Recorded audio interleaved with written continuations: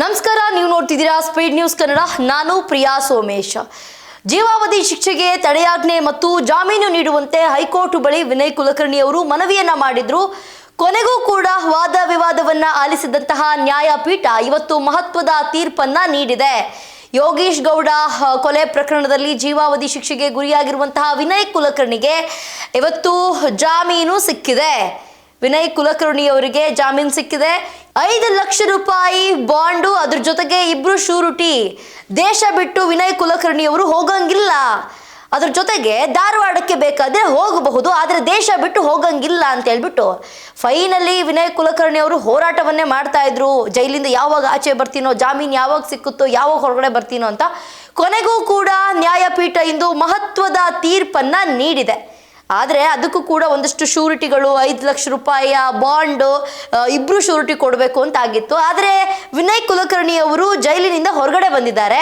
ಆದರೆ ಜೈಲಿನಿಂದ ಹೊರಗಡೆ ಬರ್ತಿದ್ದಂಗೆ ಅವರು ಇಲ್ಲಿ ಬಿಟ್ಟು ಬೇರೆ ದೇಶಕ್ಕೆ ಹೋಗುವಂಥದ್ದು ಅಥವಾ ಬೇರೆ ದೇಶದಲ್ಲಿ ಹೋಗಿ ಕೂತ್ಕೊಳ್ಳುವಂಥದ್ದು ಈ ರೀತಿಯಾಗಿ ಏನು ಮಾಡಂಗಿಲ್ಲ. ಧಾರವಾಡ ಹೋಗಬಹುದು ಅಷ್ಟೇನೆ. ಅದನ್ನು ಬಿಟ್ಟು ಬೇರೆ ದೇಶಕ್ಕೆ ಹೋಗ್ತೀನಿ, ಅಲ್ಲಿ ಹೋಗ್ತೀನಿ, ಇಲ್ಲಿ ಹೋಗ್ತೀನಿ ಇಲ್ಲ. ಜೈಲಿನಲ್ಲಿರುವಂತಹ ಮಾಜಿ ಸಚಿವ ವಿನಯ್ ಕುಲಕರ್ಣಿಗೆ ಡವ ಶುರುವಾಗಿತ್ತು, ಏನಾಗುತ್ತೋ ಏನೋ ಅಂತ. ಫೈನಲಿ ಜಾಮೀನು ಸಿಕ್ಕಿದೆ, ಹೊರಗಡೆ ಬಂದಿದ್ದಾರೆ. ಇದೆಲ್ಲ ಏನಾಗಿತ್ತು? ವಿನಯ್ ಕುಲಕರ್ಣಿ ಅವರು ಯಾಕೆ ಇಷ್ಟು ದಿನ ಜೈಲಲ್ಲಿದ್ದರು? ಒಂದಷ್ಟು ಜನಕ್ಕೆ ಗೊತ್ತು, ಒಂದಷ್ಟು ಜನಕ್ಕೆ ಗೊತ್ತಿಲ್ಲ ಇನ್ನೂ ಕೂಡ. ಇದೆಲ್ಲ ಏನು ನಡೀತು, ಹಿಂದೆ ಏನಾಗಿತ್ತು, ಯಾಕೆ ವಿನಯ್ ಕುಲಕರ್ಣಿ ಅವರು ಇಷ್ಟು ದಿನ ಜೈಲಲ್ಲಿದ್ದರು, ಯಾಕೆ ಇವರು ಜೈಲಲ್ಲಿ ಇದ್ದಾರೆ, ಇಷ್ಟೆಲ್ಲ ಯಾಕೆ ಗೋಳಾಡ್ತಿದ್ದಾರೆ ಅಂತ ಹೇಳ್ಬಿಟ್ಟು ಒಂದಷ್ಟು ಜನರಿಗೆ ಗೊತ್ತೇ ಇಲ್ಲ ಏನಾಗಿತ್ತು ಅಂತ. 2016ರಲ್ಲಿ ಈ ಒಂದು ಪ್ರಕರಣ ತಮಗೆಲ್ಲರಿಗೂ ನೆನಪಿರಬಹುದು. ಯೋಗೀಶ್ ಗೌಡ ಅಂತ ಹೇಳ್ಬಿಟ್ಟು ಅವರು ಕೂಡ ಒಂದು ಪೊಲಿಟಿಷಿಯನ್, ಎಲೆಕ್ಷನ್ಗೆ ನಿಂತಂಥವ್ರು. ಅವ್ರದ್ದು ಕೊಲೆ ಆಗಿತ್ತು 2016ರಲ್ಲಿ. ಯೋಗೀಶ್ ಗೌಡ ಎಂಬುವರ ಕೊಲೆ ನಡೆದಿತ್ತು. ಆ ಒಂದು ಪ್ರಕರಣದಲ್ಲಿ ಜನಪ್ರತಿನಿಧಿಗಳ ಸೆಷನ್ ನ್ಯಾಯಾಲಯ ವಿನಯ್ ಕುಲಕರ್ಣಿ ಮಾತ್ರ ಅಲ್ಲ, ಅವ್ರ ಜೊತೆಗೆ 17 ಮಂದಿ ಆರೋಪಿಗಳನ್ನ 2016ರ ಏಪ್ರಿಲ್ 15ರಂದು ಅಪರಾಧಿಗಳು ಅಂತ ನಿರ್ಧರಿಸಿ ಏಪ್ರಿಲ್ 17ನೇ ತಾರೀಕಿನಂದು ವಿನಯ್ ಕುಲಕರ್ಣಿ ಸೇರಿ 16 ಮಂದಿಗೆ ಜೀವಾವಧಿ ಶಿಕ್ಷೆಯನ್ನ ವಿಧಿಸಿತ್ತು. ಈ ಆದೇಶ ರದ್ದು ಕೋರಿ ಹೈಕೋರ್ಟ್ಗೆ ಕುಲಕರ್ಣಿಯವರು ಮನವಿಯನ್ನ ಕೂಡ ಮಾಡಿದ್ರು. ಆದರೆ ಈಗ ಅವರಿಗೆ ಜಾಮೀನು ಸಿಕ್ಕಿದೆ. ಅದ್ರ ಜೊತೆಗೆ 2 ಶೂರಿಟಿ, ಅದ್ರ ಜೊತೆಗೆ 5 ಲಕ್ಷ ರೂಪಾಯಿ ಬಾಂಡನ್ನ ವಶಕ್ಕೆ ಪಡೆದುಕೊಂಡಿದೆ. ಅದ್ರ ಜೊತೆಗೆ ಯಾವುದೇ ಕಾರಣಕ್ಕೂ ವಿನಯ್ ಕುಲಕರ್ಣಿ ಅವರು ದೇಶವನ್ನು ಬಿಟ್ಟು ಹೊರ ಹೋಗುವಂತಿಲ್ಲ. ಧಾರವಾಡಕ್ಕೆ ಹೋಗಬಹುದು, ಅವ್ರೇನು ಕೆಲಸ ಕಾರ್ಯಗಳಿದೆ ಅದನ್ನ ಮಾಡ್ಕೊಳ್ಬಹುದು. ಒಂದಷ್ಟು ರೂಲ್ಸ್ ಇರುತ್ತೆ. ಜೈಲಿಂದ ಬೇಲ್ ಮೇಲೆ ಆಚೆ ಬರ್ತಾರೆ ಅಂದರೆ ಹಿಂಗೇ ಇರಬೇಕು, ಇದೇ ರೀತಿಯಾದಂತಹ ನಡವಳಿಕೆ ಇರಬೇಕು. ಹೊರಗಡೆ ಇರೋರಿಗೆ ಯಾರಿಗಾರು ಮತ್ತೆ ತೊಂದರೆಯನ್ನು ಕೊಟ್ಟರೆ ಜಾಮೀನು ಮತ್ತೆ ರದ್ದಾಗಿ ಅಲ್ಲಿಂದ ಮತ್ತೆ ಜೈಲಿಗೆ ಹೋಗ್ಬೇಕಾಗುತ್ತೆ. ಯಾವ ರೀತಿಯಾಗಿ ಒಂದು ರೂಲ್ಸ್ ಇರುತ್ತೆ. ಜೈಲಿಂದ ಆಚೆ ಪೆರೋಲ್ ಮೇಲೆ ಆಚೆ ಬರೋದಾಗಿರ್ಬಹುದು ಅಥವಾ ಬೇಲ್ ಮೇಲೆ ಆಚೆ ಬರೋದಾಗಿರ್ಬಹುದು.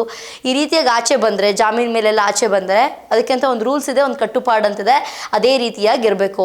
2016ರ ಜೂನ್ ತಿಂಗಳಿನಲ್ಲಿ ಧಾರವಾಡ ಜಿಲ್ಲಾ ಪಂಚಾಯತ್ ಸದಸ್ಯ ಯೋಗೀಶ್ ಗೌಡ ಕೊಲೆಯಾಗಿತ್ತು. ಈ ಒಂದು ಪ್ರಕರಣದಲ್ಲಿ ವಿನಯ್ ಕುಲಕರ್ಣಿ ಸೇರಿ ಒಟ್ಟು 21 ಮಂದಿ, ಒಬ್ಬರಲ್ಲ ಇಬ್ಬರಲ್ಲ 21 ಮಂದಿ ಮೇಲೆ ಆರೋಪ ಕೂಡ ಕೇಳಿಬಂದಿತ್ತು. ಪ್ರಕರಣವನ್ನ ಬಿಜೆಪಿ ಸರ್ಕಾರ ಸಿಬಿಐಗೆ ಕೂಡ ವಹಿಸಿತ್ತು. ತನಿಖೆ ನಡೆಸಿದಂತಹ ಸಿಬಿಐ ಚಾರ್ಜ್ ಶೀಟ್ ಕೂಡ ಸಲ್ಲಿಕೆಯನ್ನ ಮಾಡಿತ್ತು.